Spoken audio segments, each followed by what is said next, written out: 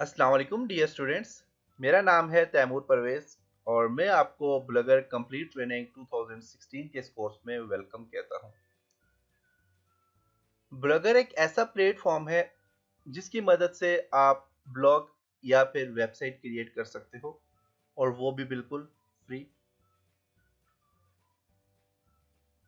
Blog वो सारे के सारे काम करता है जो एक नॉर्मल वेबसाइट में किए जाते हैं। अगर आपने अपना पर्सनल प्रोफाइल क्रिएट करना है, अपनी प्रोडक्ट की मार्केटिंग करनी है, अपने वीडियो कोर्सेज लॉन्च करने हैं, अपने नोट्स ऐड करने हैं, पिक्चर ऐड करनी है, वीडियोस ऐड करनी है, ऑडियो ऐड करनी है, तो ये सारे के सारे काम आप ब्लॉगर में भी कर सकते हो। ब्लॉगर के लिए आपको ना ही तो किसी किस्म की होस्टिंग और ना ही किसी किस्म के डोमेन नेम की जरूरत पड़ती है। हालांकि अगर आप वेबसाइट पे काम करते हो या वेबसाइट क्रिएट करते हो तो वेबसाइट के लिए आपके पास डोमेन और होस्टिंग होनी जरूरी है। अदरवाइज आप अपनी वेबसाइट को ऑनलाइन नहीं कर सकते।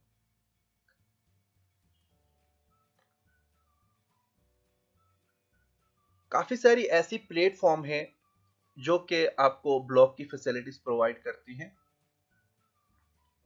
जिनमें blogger.com आ जाता है, wordpress.com, blog, weebly.com, wix.com, tumblr.com, imcreator.com, websitebuilder.com, yola.com। इसके अलावा भी हजारों साइट ऐसी हैं जो ब्लॉग की फैसिलिटीज प्रोवाइड करती हैं। ऐसे प्लेटफॉर्म है जिनके अंदर आप खुद ब्लॉग क्रिएट कर सकते हो। हम फिलहाल blogger.com में ब्लॉग क्रिएट करना सीखेंगे। बाकी की भी जो साइट है उनमें भी ब्लॉग बिल्कुल ऐसे ही क्रिएट किए जाते हैं। सिर्फ वर्डप्रेस एक ऐसा ब्लॉग क्रिएटर है जो कि बहुत ही एडवांस लेवल के लिए यूज किया जाता है, जिसमें कंप्लीट प्रोफेशनल किस्म की वेबसाइट्स आप क्रिएट कर सकते हो।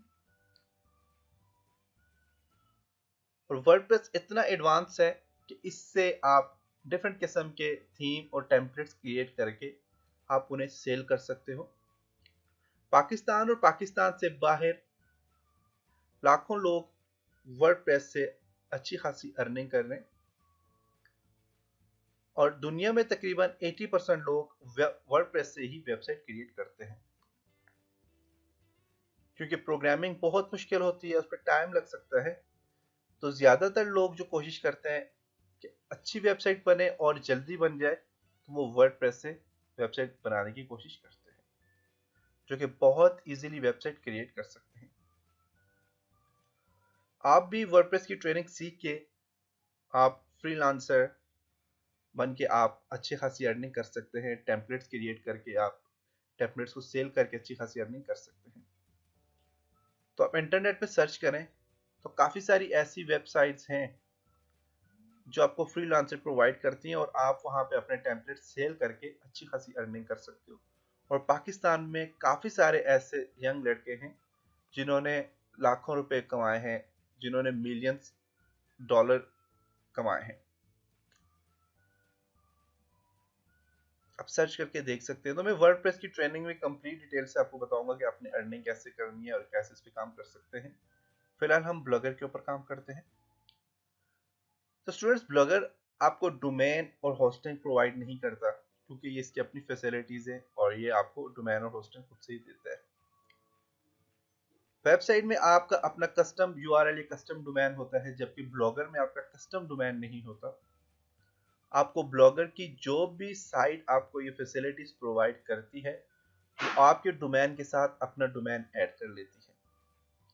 जैसे कि मैं अपना ब्राउजर ओपन करता हूँ, मेरे पास जो डोमेन है वो है virtualacademy.pk, इन www.virtualacademy.pk। अगर आप यही डोमेन, बेसिकली जो आपके पास डोमेन होते हैं ब्लॉगर के, वो पीके में कम होते हैं, वो .com में होते हैं।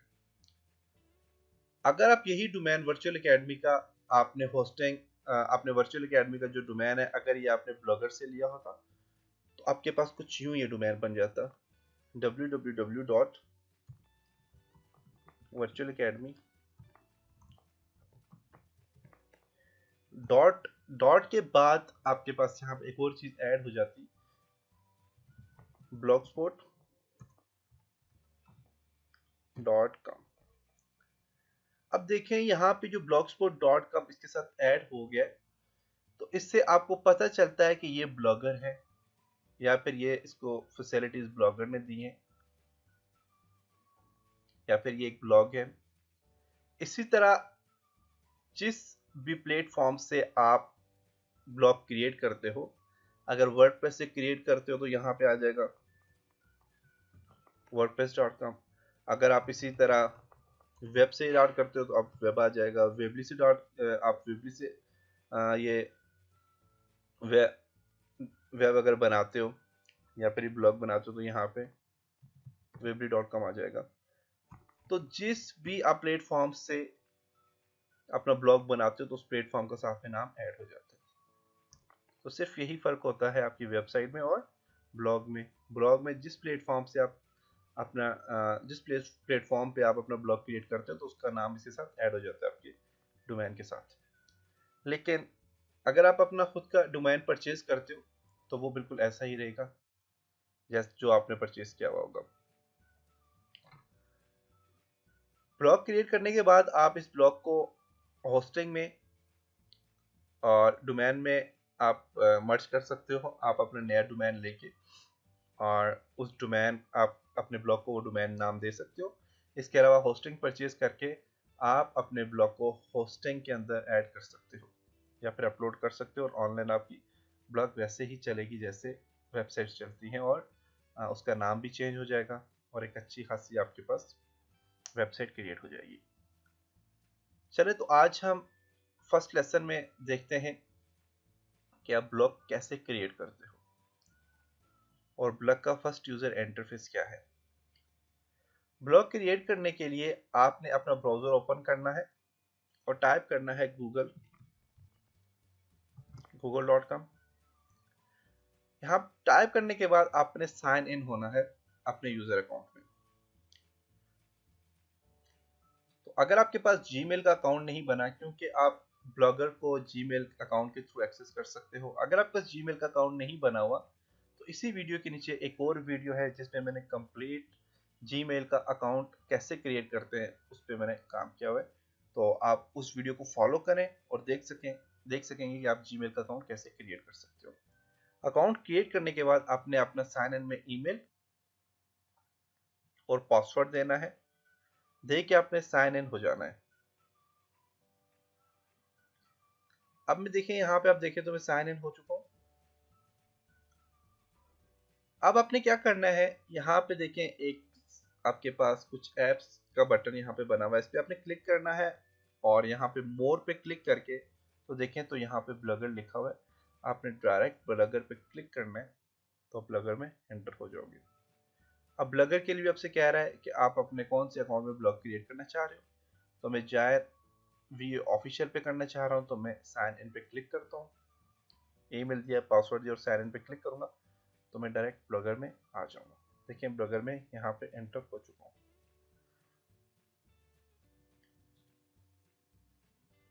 इसी तरह अगर आप ब्लॉगर में डायरेक्ट एंटर होना चाहते हो तो यहाँ पे आप blogger.com में जाके हो सकते हो। blogger.com एंटर करोगे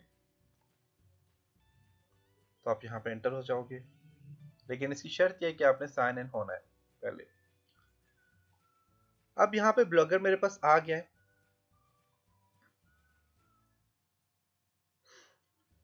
अब आपने यहाँ से क्या करना है, कंफर्म यूर ब्लॉगर प्रोफाइल, इसको कंफर्म करना है। यहाँ पे अपने कंटिन्यू टू ब्लॉगर पे क्लिक करना है।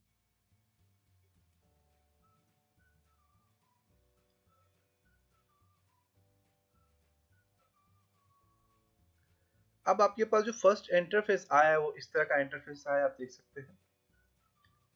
अब इस इंटरफेस में आप अगर आपने ब्लॉग क्रिएट करना है तो आपने यहाँ पे न्यू ब्लॉग पे क्लिक करेंगे। न्यू ब्लॉग पे क्लिक करते ही आपसे कह रहा है कि आपने यहाँ से टेम्पलेट चूज करें कोई भी। आपका जो यूजर इंटरफेस होगा उसमें यहाँ पे न्यू ब्लॉग लिखा हुआ होगा। अगर नहीं लिखा हुआ तो जहां पे भी न्यू ब्लॉग लिखा हुआ है आप उस पर क्लिक करेंगे। टाइटल देंगे। टाइटल क्या होता है कि आपने नाम क्या देना है ब्लॉग का। मैं ब्लॉग बनाना चाह रहा हूँ वर्चुअल एकेडमी के नाम से। आप जो टाइटल नेम है उसमें बेशक आप स्पेस दे दें, वर्चुअल एकेडमी। अब कहता है कि यहाँ पे एड्रेस क्या होना चाहिए इसका, वी कैपिटल कर देता हूँ, वर्चुअल और एकेडमी का ए कैपिटल कर देता हूँ। अब यहाँ पे अगर देखें तो आपको यहाँ पे कह रहा है कि आपने जब एड्रेस इसमें देंगे तो उसके साथ देखें ऑटोमेटिकली blogspot.com आ जाएगा, क्योंकि मैं पहले भी आपको बता चुका हूँ कि हमें ब्लॉगर ये फैसिलिटीज प्रोवाइड कर रहा है, तो यहाँ पे उसका अपना डोमेन हमारे डोमेन के साथ ऐड हो जाएगा। अब एड्रेस यहाँ पे लिखें आप, तो मैं यहाँ पे लिखता हूँ एड्रेस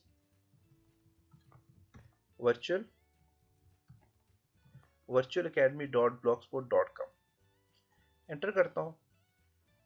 अभी कह रहा है कि आपके पास ये वाला एड्रेस अवेलेबल नहीं है, आप एड्रेस अपना चेंज करो, क्योंकि इसी एड्रेस के नाम से किसी और ने भी ब्लॉग क्रिएट किया हुआ है। तो मैं यहाँ पे कर लेता हूँ जॉइन वर्चुअल एकेडमी। अब जॉइन के नाम से भी आपके पास अवेलेबल नहीं है, तो यहाँ पे मैं कर लेता हूँ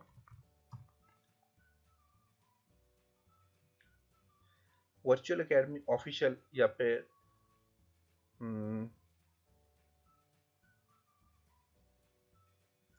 वर्चुअल एकेडमी फॉर यू कर देता हूँ मैं यहाँ पे।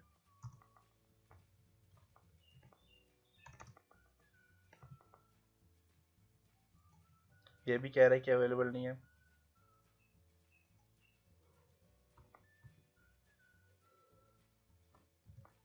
वर्चुअल एकेडमी पी के, देखिए अब ये कह रहा है कि ये वाला आपके पास ब्लॉग एड्रेस अवेलेबल है।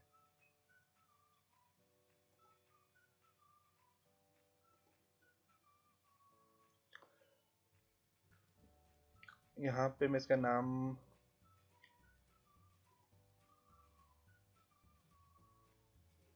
वर्चुअल डॉट एकेडमी कर लेते हैं। कह रहे नॉट स्पोर्ट इनवैलिड, ये भी स्पोर्ट नहीं करा, तो वर्चुअल एकेडमी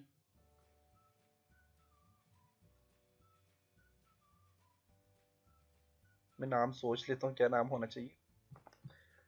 तो वर्चुअल एकेडमी पी के ही ठीक है। अब अच्छा सा यहाँ पे अपना ब्लॉगर नेम अपने अपने एड्रेस चूज करना है। चूज करने के बाद आपके पास यहाँ पे कह रहे हैं टेम्पलेट्स, आप कौन सा टेम्पलेट्स ऐड करना चाह रहे हो। तो यहाँ पे देखिए तो डिफरेंट किस्म के टेम्पलेट्स पड़े हैं आपके पास, आप इनमें से कोई भी टेम्पलेट फिलहाल चूज करें। जैसे कि मैं सिंपल ही चूज करता हूँ और क्रिएट करते हैं। स्टूडेंट्स याद रखें कि हम टेम्पलेट्स पे काम करेंगे और आपके पास यहाँ पे कुछ सिंपल से टेम्पलेट्स पड़े हुए हैं, तो हम कुछ खुद से भी टेम्पलेट्स डाउनलोड करके उन पे काम करेंगे।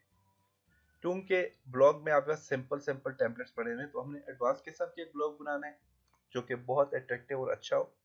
तो उसके लिए हम खुद से कोई टेम्पलेट सेट कर लेंगे। फिलहाल हम टेम्पलेट्स पे सिंपल टेम्पलेट्स पे काम करके क्रिएट करते हैं, बाद में इसमें मॉडिफाई कर लेंगे, मॉडिफिकेशन कर लेंगे।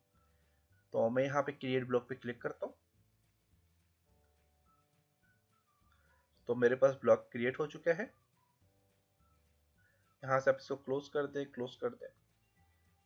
अब देखें जब आप ब्लॉग आपने क्रिएट कर लिया वर्चुअल एकेडमी के नाम से, तो आपके पास यहाँ पे कह रहा है न्यू पोस्ट, कोई पोस्ट ऐड करनी है।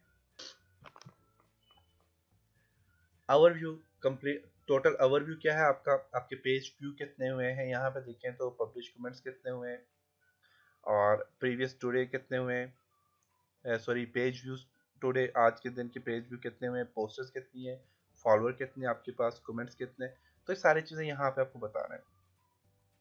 इस तरह पोस्ट पे जाके तो आप न्यू पोस्ट ऐड कर सकते हैं, या आप हमने कोई भी पोस्ट ऐड नहीं किया हुआ। पेजेस आप क्रिएट कर सकते हैं, डिफरेंट किस्म के कमेंट्स आपने ऐड करने हैं।